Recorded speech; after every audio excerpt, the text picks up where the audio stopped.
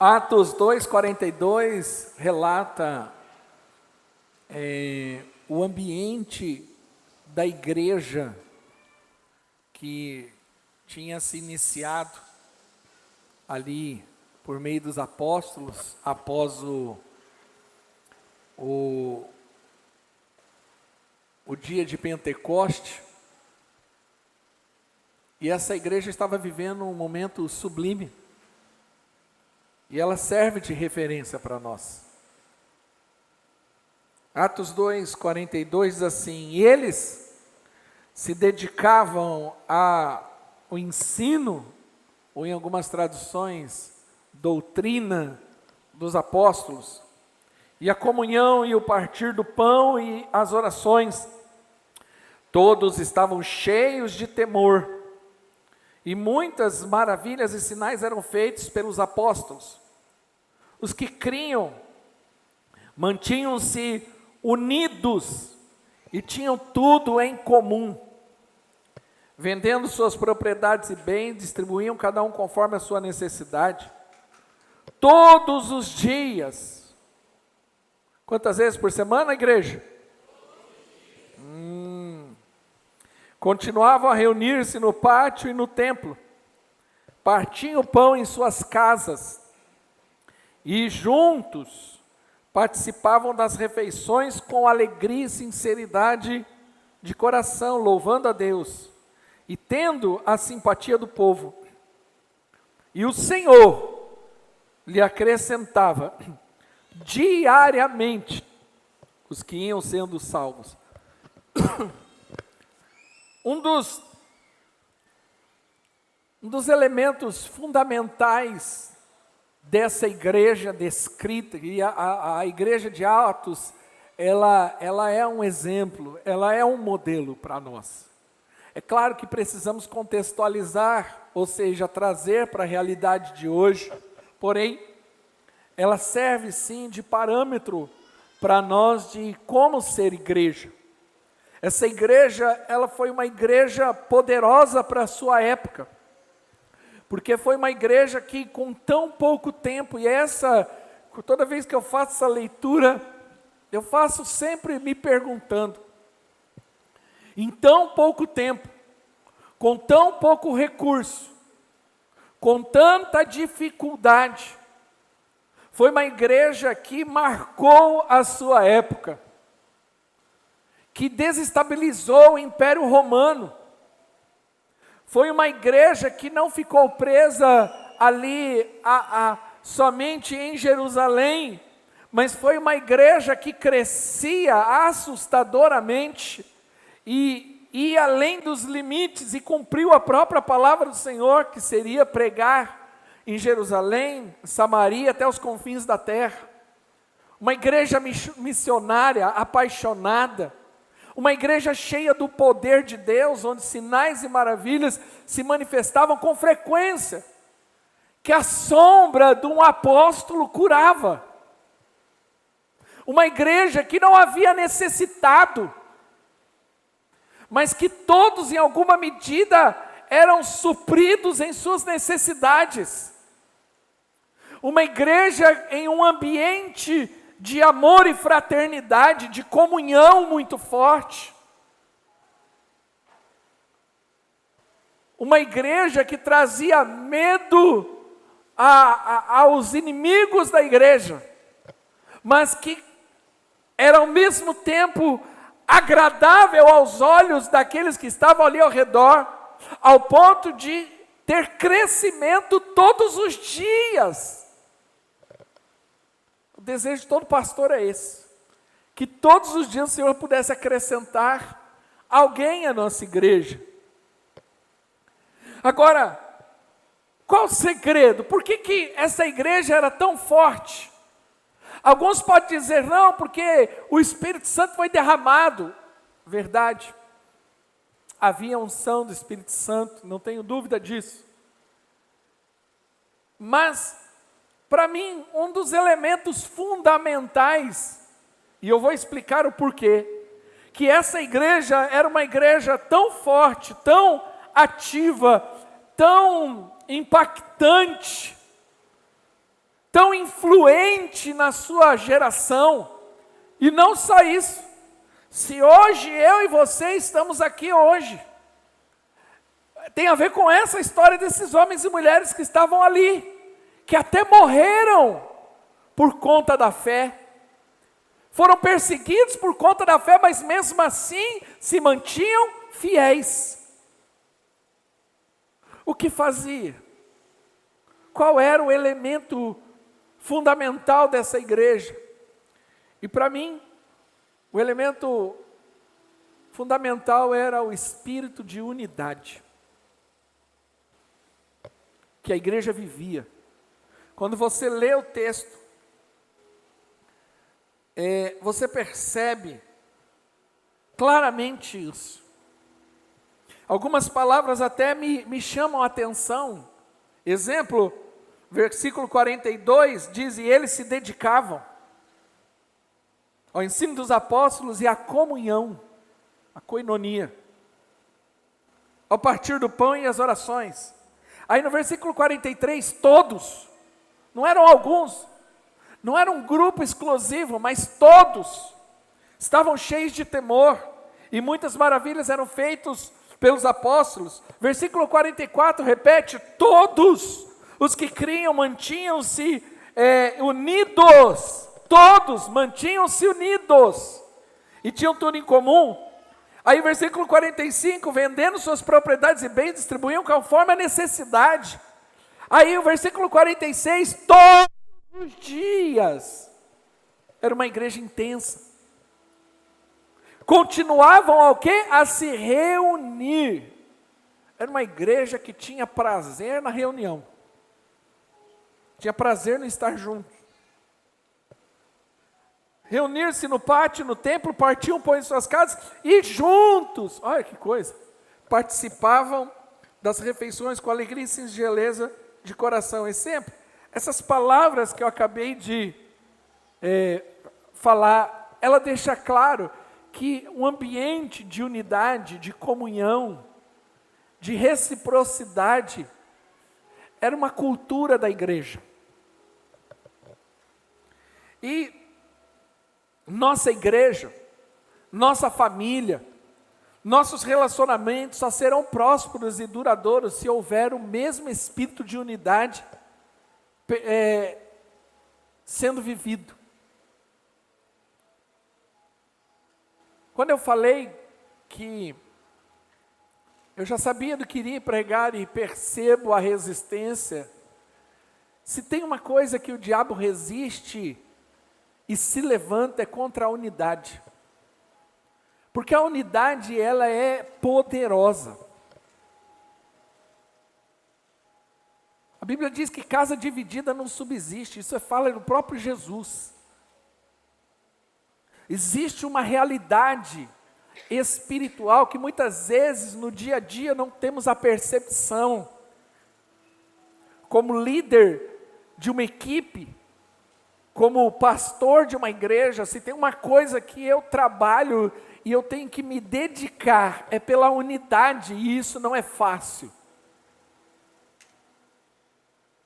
Todo líder e todo bom líder, ele precisa se dedicar à unidade, seja o líder da sua casa, seja o líder do seu trabalho, seja o líder da igreja, da célula, ele precisa entender e ter percepção, quando ele percebe ali desarmonia, quando ele percebe ali um espírito de confusão, que queira trazer, e quebrar esse vínculo de unidade, ele tem que ir na hora, ele tem que ser rápido, ele tem que ser firme, porque se crescer, isso traz um problema muito grande, porque o diabo sabe que se ele destruir a unidade, ele deixa manco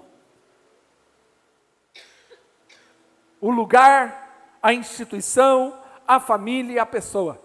Isso é tão real, que em Gênesis capítulo 11, quando os homens decidem construir a Torre de Babel, e eles falam, vamos construir algo poderoso, e eles se juntam ali para construir algo grandioso, e a Bíblia diz que Deus desce para ver, o próprio Deus, abre lá Gênesis 11, diz que Deus desce, e no versículo 5 e 6, há uma fala do próprio Deus admitindo o poder da unidade. E o que isso pode causar? Olha, diz assim: o Senhor desceu para ver a cidade e a torre que as pessoas estavam construindo. E o Senhor disse: se como um só povo que fala a mesma língua começarem a fazer isso, nada do que planeja vai ser impossível deles fazer isso.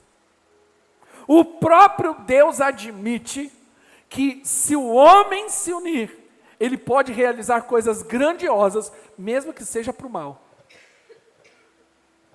Então veja o poder da unidade.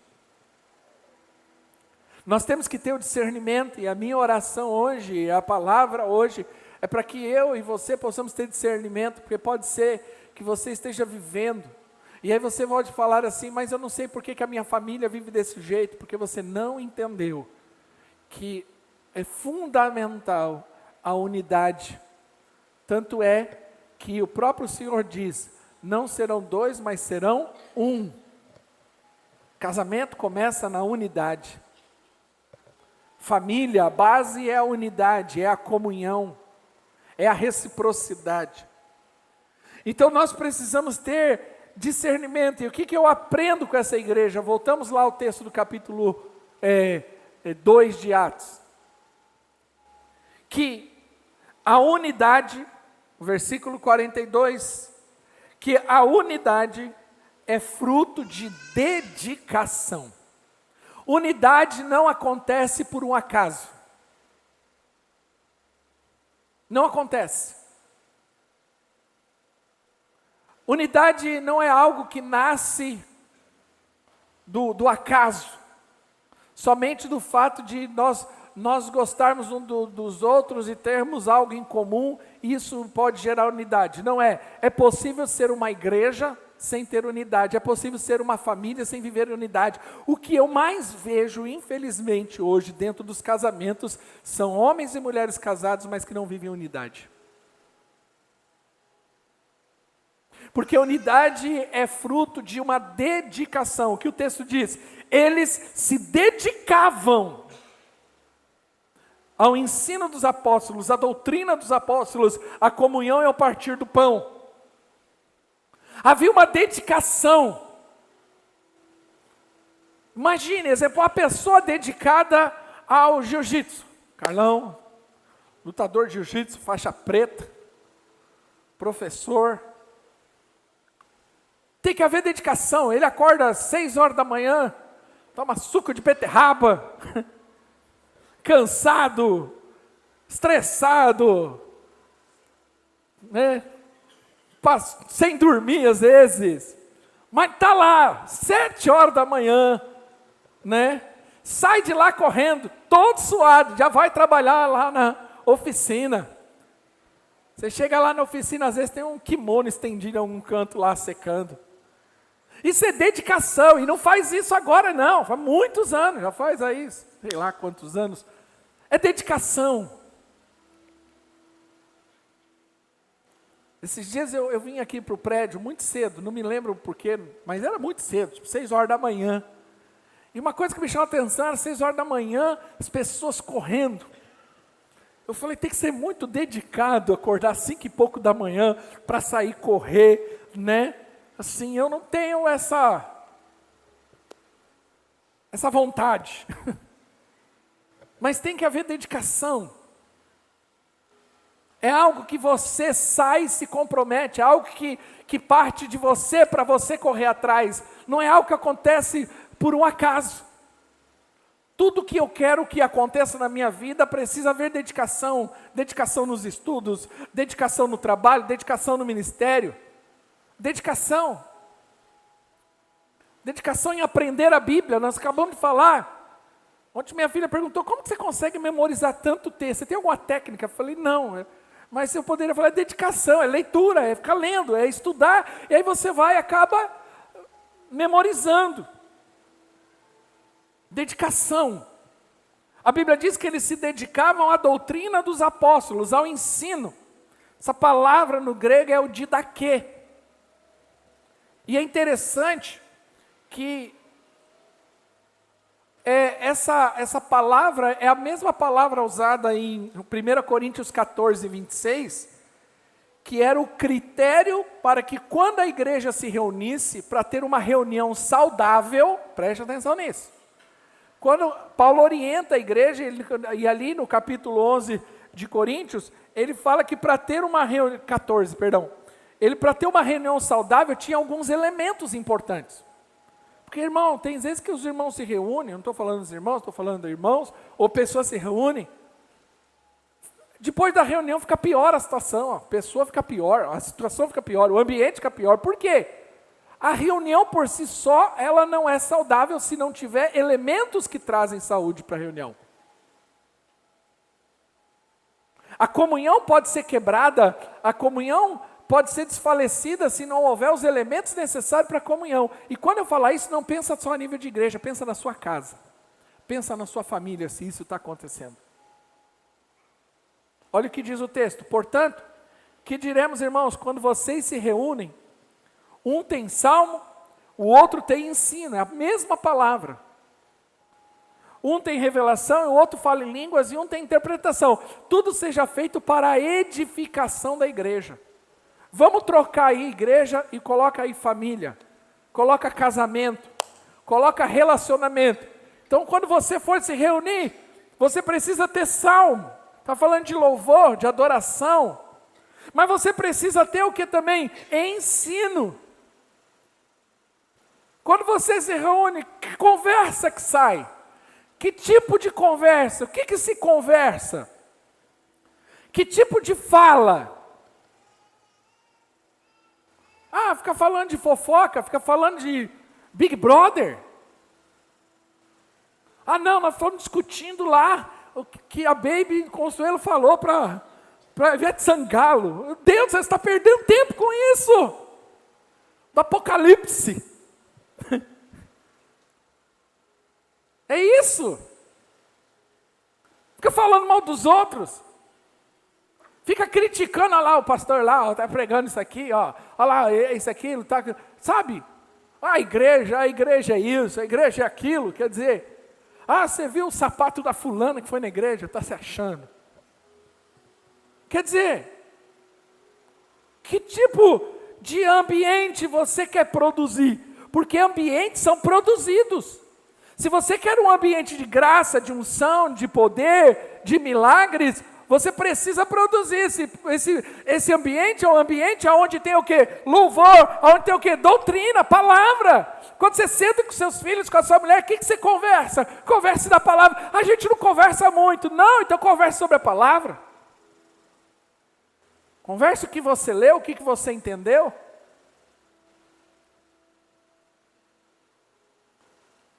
Que os seus filhos tenham a liberdade para lhe perguntar sobre alguns assuntos que você possa responder. Se você não puder, fala, olha, eu não consigo responder agora, mas eu vou pesquisar. Mas eu quero responder. Você tem assunto. E tudo seja feito para quê? Para edificação. Então eles tinham um compromisso e uma dedicação pelo ensino.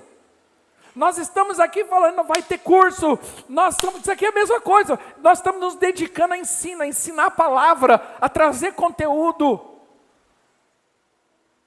Essa é a proposta. Quem está entendendo, diga amém. A Bíblia diz que eles se dedicavam ao ensino, porém também se dedicavam à comunhão. Porque às vezes nós achamos, nós temos uma ideia errada de comunhão, achamos que comunhão é o fato de estar junto, não é.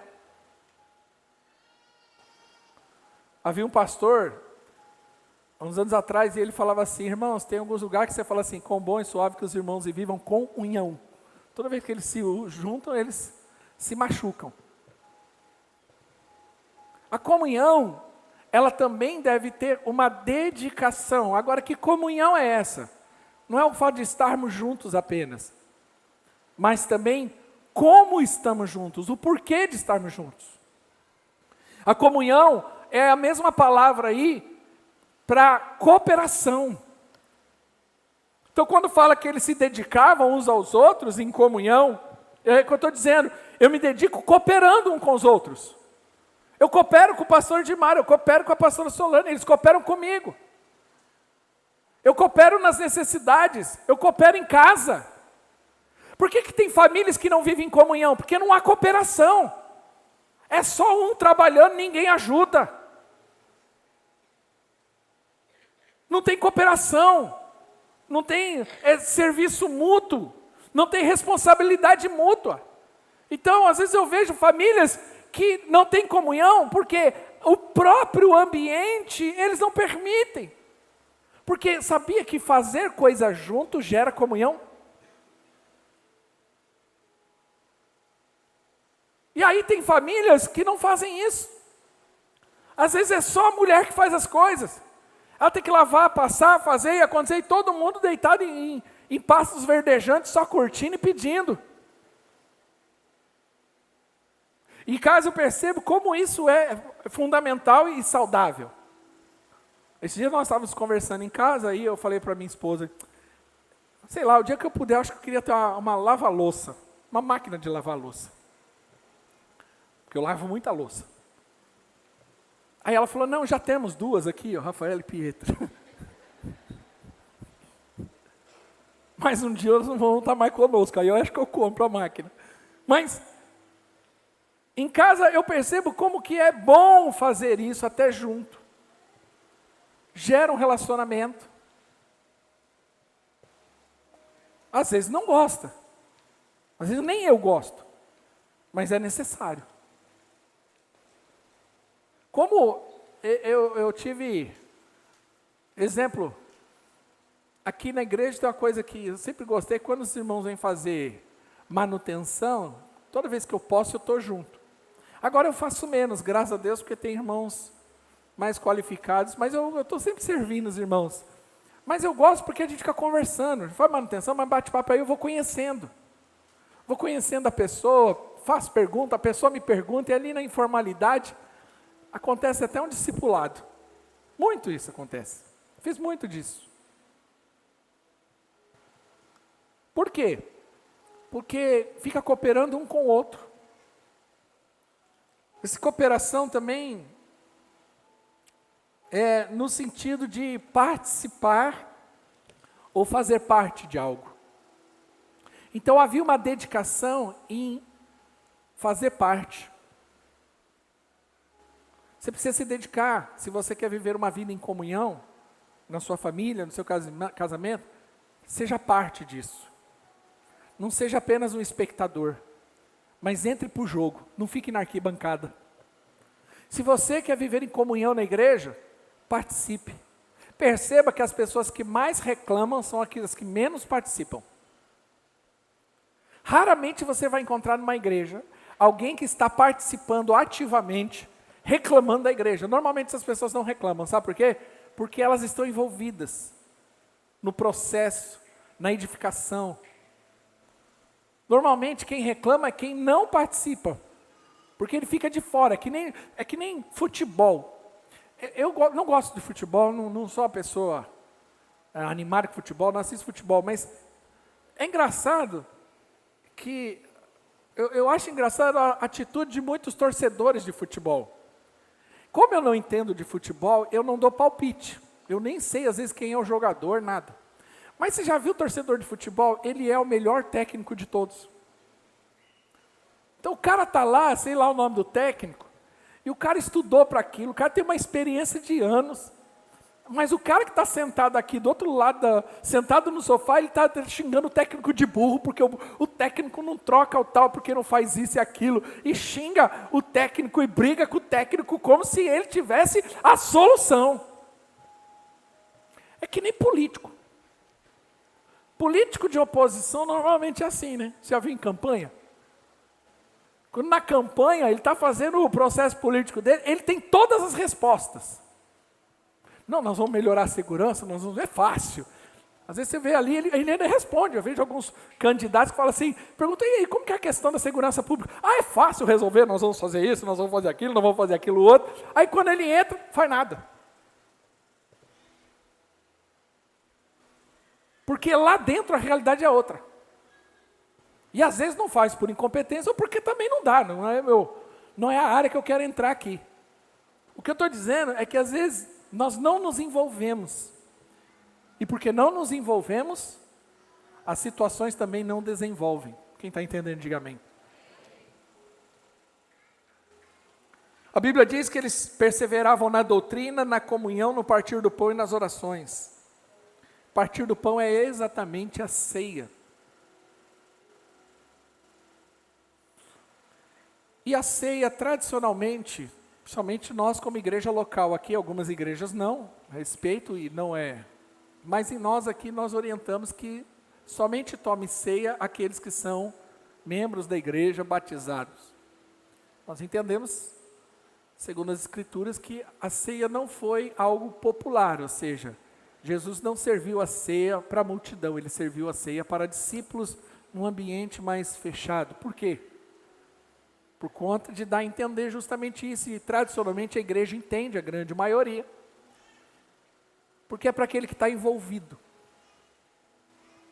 Então, a comunhão, ela só acontece quando eu estou envolvido, quando eu pertenço, quando eu sou discípulo. Percebe que havia uma dedicação a isso. Segundo, a unidade, ela é fruto de temor. Versículo 43 diz: e todos estavam cheios de temor, e muitas maravilhas e sinais eram feitos pelos apóstolos. Agora, esse temor, apesar da palavra temor significar medo, não quer dizer que eles estavam todos com medo. Porque você consegue imaginar um ambiente de comunhão, de compartilhamento, mas cheio de gente com medo?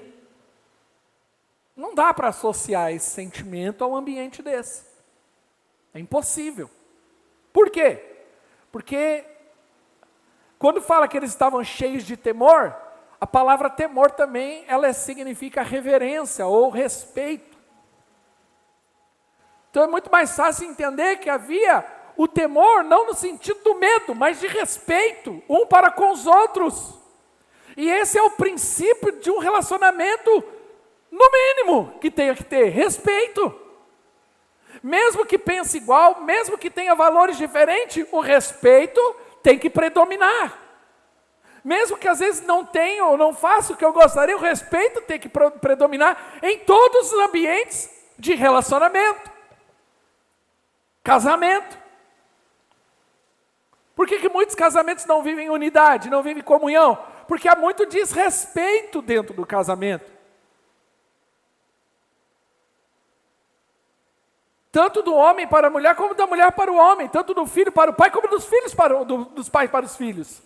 Há muito desrespeito.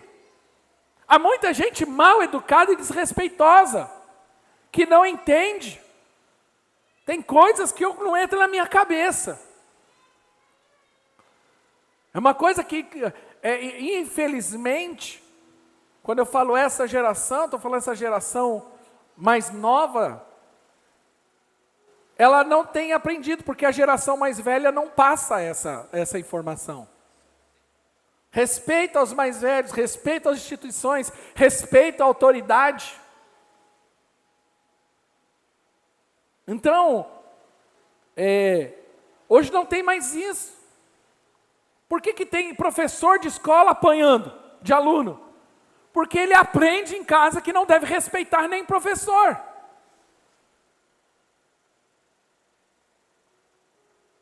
Muitos daqui são da época que quando a diretora chegava na classe, qual era a atitude da classe?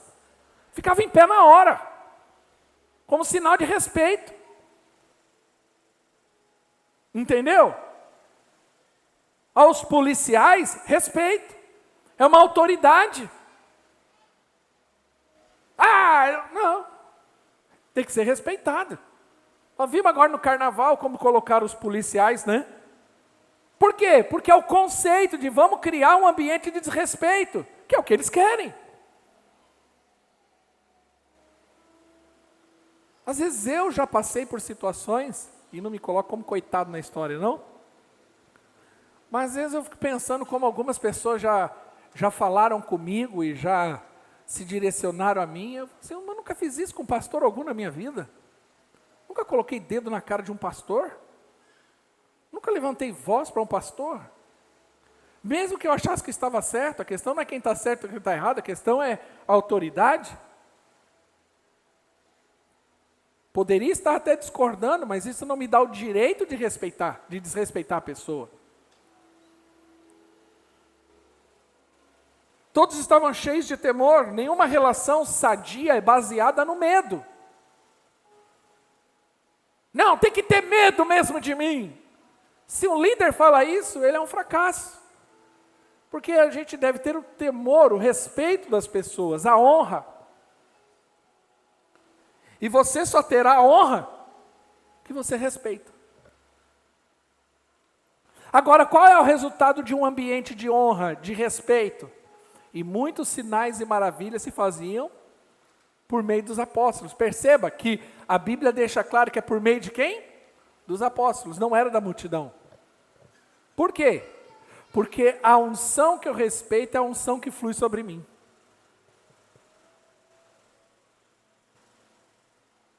Quando havia um ambiente de honra, a unção fluía.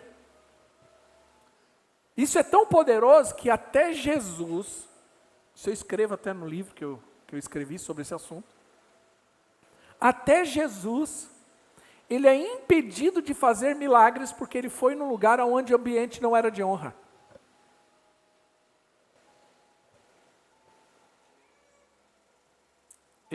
Eu converso com muitos pastores, e todo pastor ele tem essa percepção, porque um pastor local ele sempre vai ser tratado como um pastor local, e às vezes pelo fato de estar muito tempo junto, às vezes pega muito, o pastor, é o pastor. Mas quando você sai e alguém te chama para pregar fora, normalmente a expectativa dessa igreja, desses irmãos é grande. E automaticamente o nível de honra e de respeito é muito grande. Não que o pastor local seja desrespeitado na igreja dele.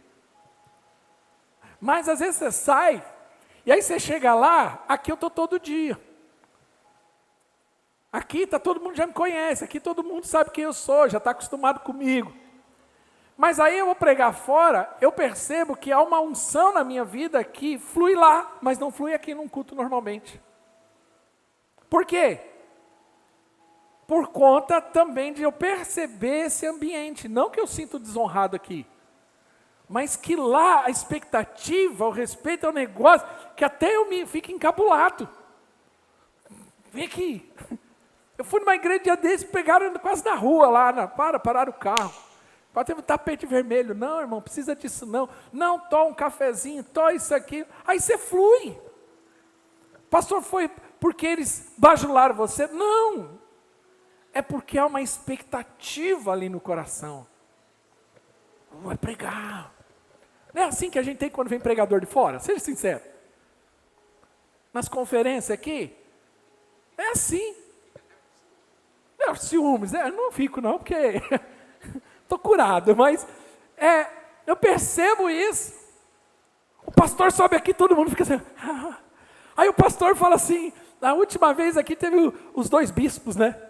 Aí os bispos falavam assim, aleluia, irmão, Eu passo 40 minutos, o irmão não dá risada não bate palma. Aí aqui eu vi os irmãos, o pastor falava assim, aleluia, irmão. Aí daqui a pouco o pastor falava, mas não sei o que, todo mundo. Eu falei, caramba, não vejo palma na palavra faz tempo, quando eu prego. Dá uma salva de palma para Jesus aí, vai.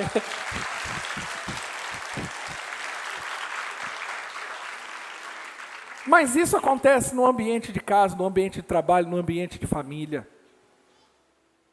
Tem que haver respeito, tem que haver honra.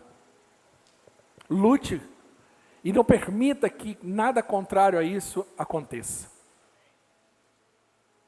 Casal, não se permita ser desrespeitado.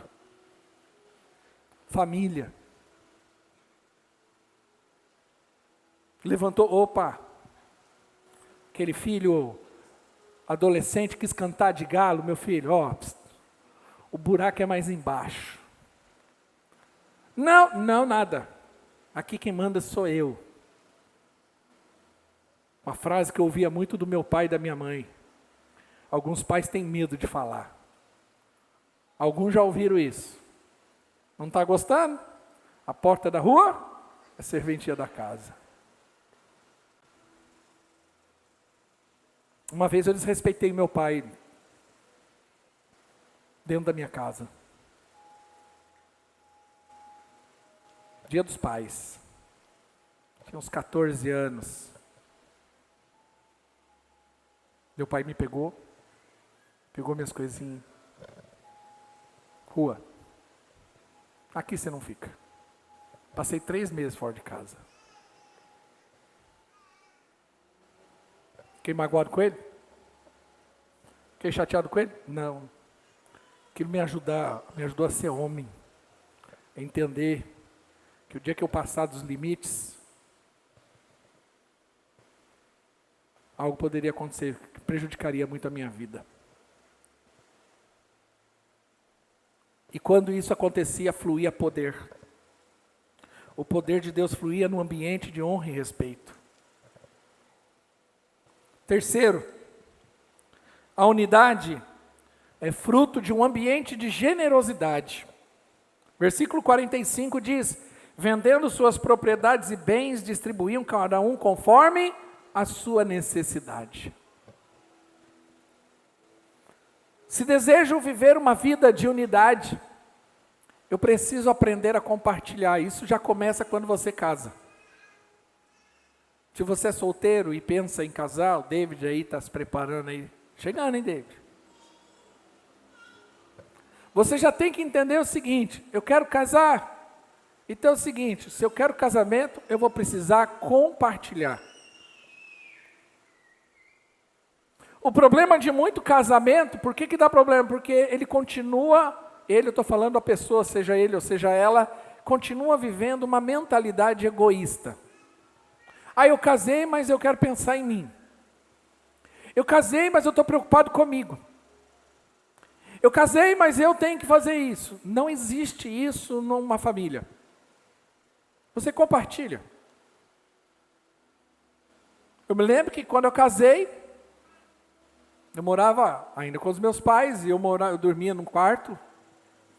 Meus irmãos já tinham tudo ido embora, então foi uma fase boa da minha vida que dormia na cama de casal largado, num quarto só para mim. Durante anos dormi num beliche lá no alto.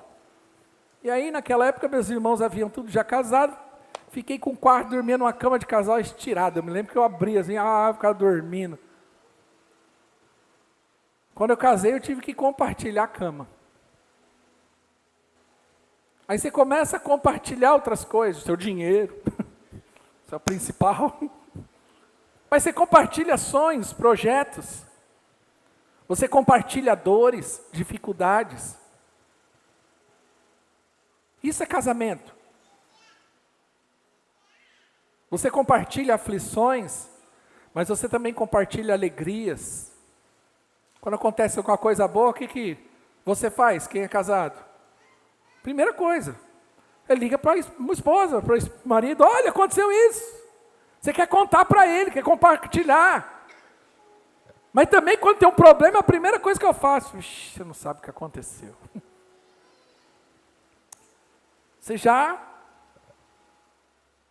Por quê? Porque a vida de casal é uma vida de compartilhamento. Por que tem muito casal sofrendo? Porque não sabe compartilhar. O cara às vezes é um túmulo, não fala nada. A mulher só fica sabendo quando estourou, quando o negócio está muito ruim, ou se alguém falou, e vice-versa. Compartilhar com os filhos. Trazer os filhos para a realidade da família, do casamento. E igreja não é diferente. Para Deus restaurar a unidade, a comunhão com seus filhos, com a sua igreja, Ele precisou compartilhar o quê? O próprio Cristo. Cristo precisou ser moído na cruz. Foi na cruz que Ele compartilhou conosco a ceia. O que é a ceia? É o símbolo da obra da cruz. Eu compartilho o meu filho para que vocês tenham vida. Isso é forte demais para mim. Perceba que a base de relacionamento de Deus é sempre no compartilhar. O texto diz que eles partiam pão de casa em casa, que se não tinha necessitado algum, quando percebia alguma coisa, eles estavam sempre compartilhando. Ou seja, igreja, família, casamento não é lugar para gente egoísta. Ah, eu não gosto de compartilhar, eu não gosto de... Então não case. E mude de igreja. Por favor. Não é lugar para você. Aqui a gente compartilha alegria, compartilha dor. A mesma coisa. Eu estava pensando, porque eu estava vendo o Rian, e eu vi como o Rian está grande, o filho do pastor Edmar, da pastora Solane. Falei, meu Deus do céu, esses meninos daqui a pouco eu falo daqui a alguns anos, está casando. E eu fiquei imaginando, falei, meu Deus do céu, eu me lembro acordando de madrugada, sei lá que hora da manhã, o Edmar me ligando, pastor, nasceu. Compartilhando a alegria deles do primeiro filho, 3 horas da manhã, sei lá que hora que era, né? Madrugada, acordei todo feliz. Mas também compartilhamos dor aqui de irmãos, passando por dificuldade, que compartilhamos. Me lembro do Diogo com a mãe internada com Covid, longe daqui, e a gente compartilhando com ele a dor e orando por ele, orando por ela, e graças a Deus hoje ela está lá firme e forte, fazendo boa comida. Mas compartilhamos a dor. Então, olha, pastor, não vou poder ir, eu vou ter que ir para tal cidade, que eu tenho que visitar minha mãe. Claro, sofríamos juntos, chorávamos juntos, sorrimos juntos, porque a igreja é isso, é o compartilhar. Tanto que na célula tem um momento muito importante. Qual que é o momento da célula muito importante? Momento de compartilhar a palavra. Como aquele momento ele é libertador, curador, transformador. Como aquele momento você gera vínculos. Como você passa a ter percepções de outras pessoas que falam assim, nossa, eu não... Né? Estava conversando com a irmã Eliane esses dias, e ela me contando um pouco da história dela. Como você não passa a enxergar a pessoa e fala, caramba, a pessoa tem uma história de admirar, de superação. Você fala, e está firme. Compartilhando. Me lembro da Neide, com as crianças pequenas, dificuldades e lutas, né, tendo que sair para trabalhar, para deixar a filha em casa, muitas vezes sem muito recurso. Hoje o filho está trabalhando numa multinacional, vai entrar fazendo faculdade de engenharia. A filha aí, firme e forte, cresceu, está lá. Compartilha.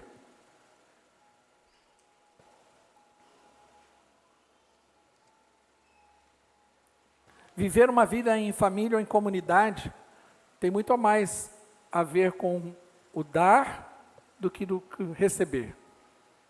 A questão não é o quanto você vem aqui para receber.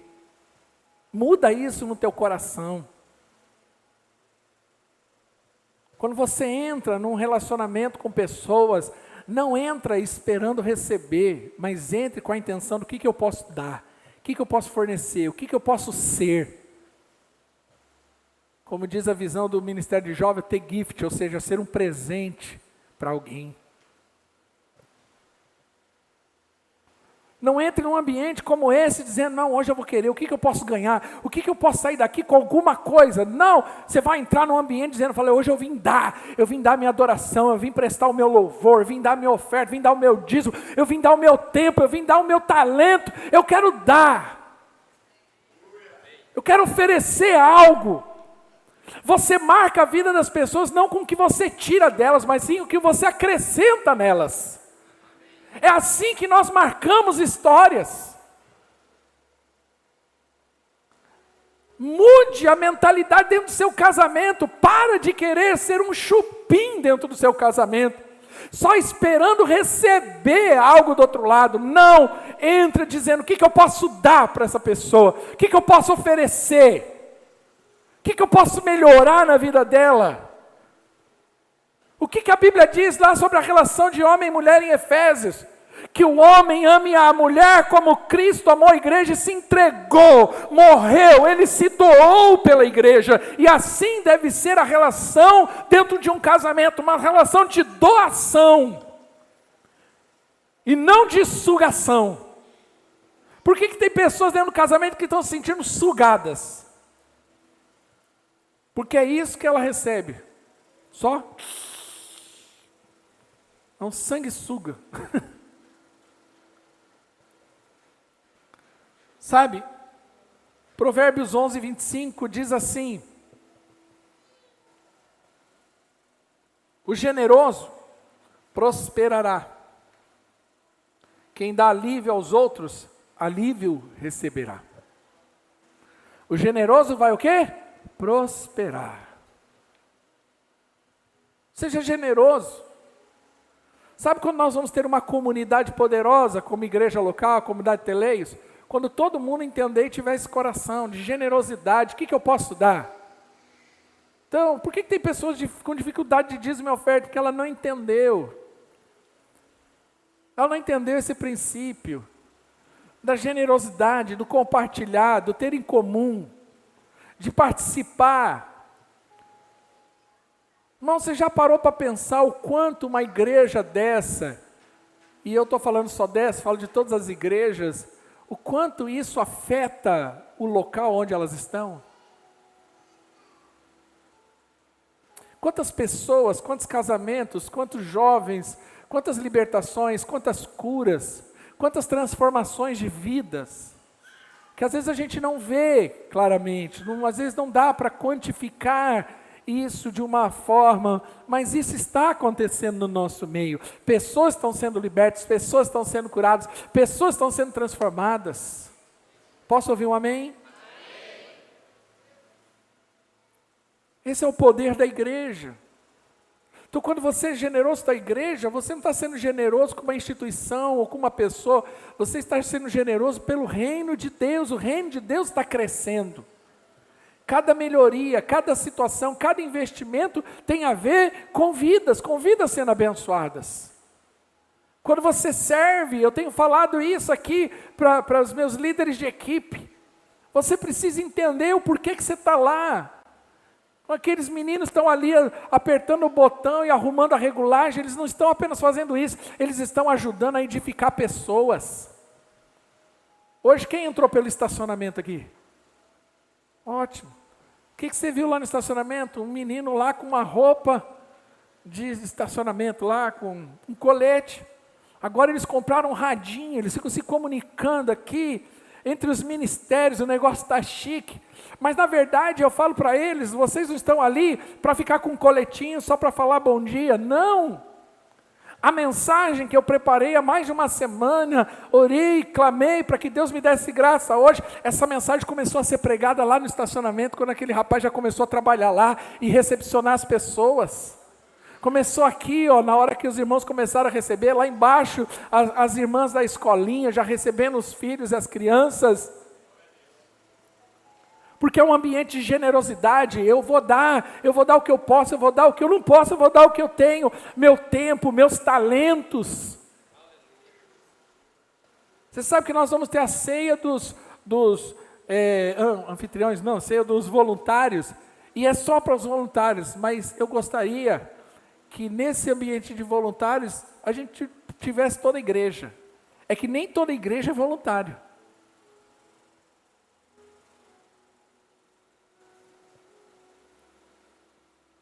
E quarto, a unidade é fruto de perseverança. Versículo 46 diz: continuavam todos os dias, continuavam a reunir-se no pátio e no templo. Todos os dias continuavam a reunir-se no pátio e no templo. Partiam, põem suas casas e juntos participavam das refeições, com alegria e sinceridade no coração. Unidade é fruto de perseverança. Irmãos, deixa eu te falar uma coisa, nós precisamos ter uma coisa chamada resiliência relacional. Nós precisamos ser mais resilientes nos nossos relacionamentos. Ou seja, nós precisamos perseverar, insistir mais. Não é saudável a gente de trocar o tempo todo de relacionamento, de igreja, de família, de casamento. Isso não é saudável. E tem gente que não consegue, tem uma dificuldade, porque ela desiste fácil. Mas tem dificuldade? Tem. Toda vez que um casal vem conversar comigo, falar das dificuldades, se eu já conheço esse casal, e às vezes já participei de todo o processo lá atrás, eu falo assim, você já foi falado, você não entrou enganado.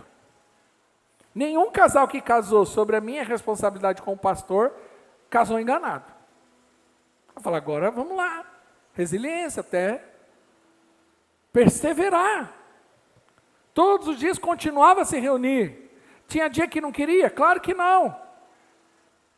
Mas tem isso sim. Mas eu tenho a minha vida.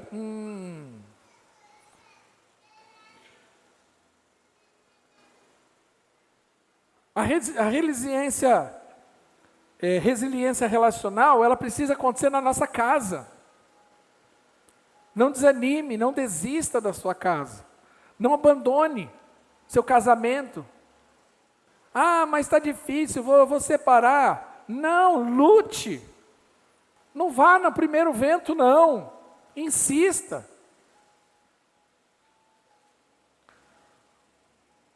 Tem essa resiliência na igreja.